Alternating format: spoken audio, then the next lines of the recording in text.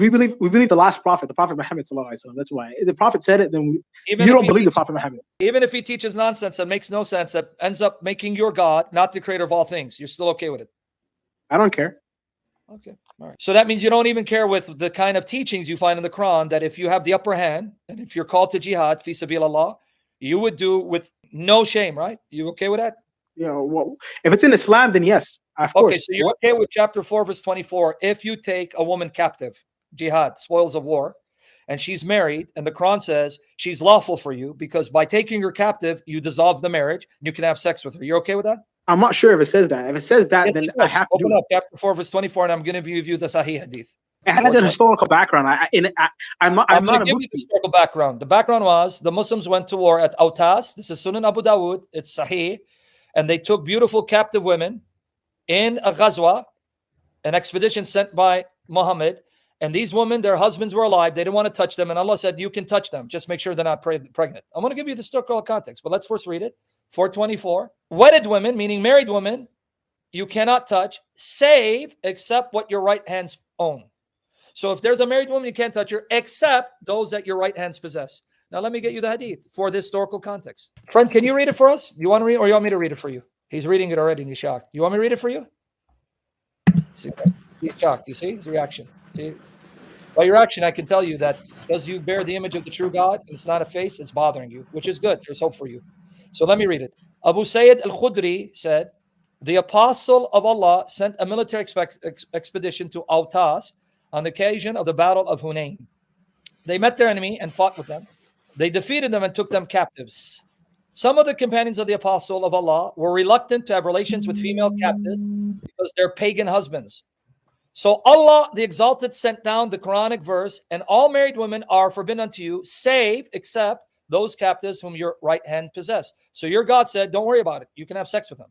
This is to say that they are lawful for them when they complete their waiting period. Only thing you have to do is make sure they're not pregnant. Because if you have sex with them, they're pregnant. You don't know if it's your child or their husband's child. So be honest with me, since you have no problem.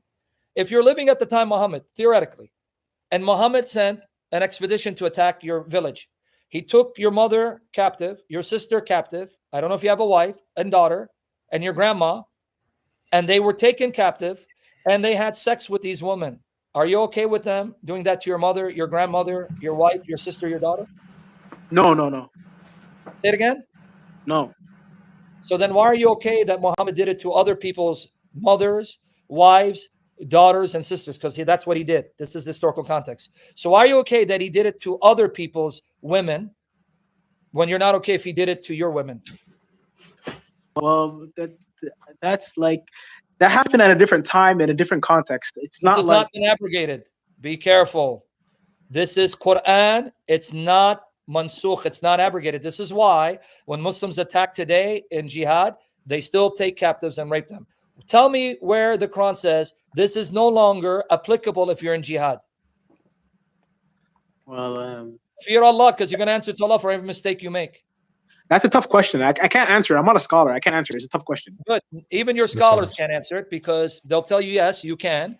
And you know in your heart, because I can see your reaction, this is evil, this is wicked, this is adultery, to take my wife and then have sex with her in front of my eyes. Just because Allah allowed you to do it, this is disgusting. Condemned by the true God revealed in Jesus. Leave Islam. Yes. Please, you cannot have this. Come to a better way, the only way, Jesus Christ, who would never let you do stuff like this. Welcome to the show, Dr. Shabir. Pleasure to be on. So what is Islam's view on concubines? In essence, generally in classical Islamic thought, it is taken for granted that a Muslim man can have up to 4 wives at once. In addition to the 4 wives, he can have an unlimited number of concubines, which refer to women who are basically have slave status. When they are owned by her master, a woman owned by her master has to freely give herself to the master. The master has the right to have sexual relations with her as though she were one of his wives.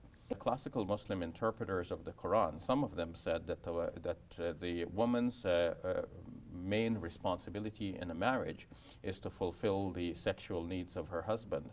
And for that reason, the husband has the right and the claim to this, and she cannot refuse. So some of them even speak of the possibility that the man could force himself onto his wife, and she cannot refuse, because that is his right. The woman in marriage itself did not have so much right as we might expect of women today, and we would argue for today, even within the Islamic context.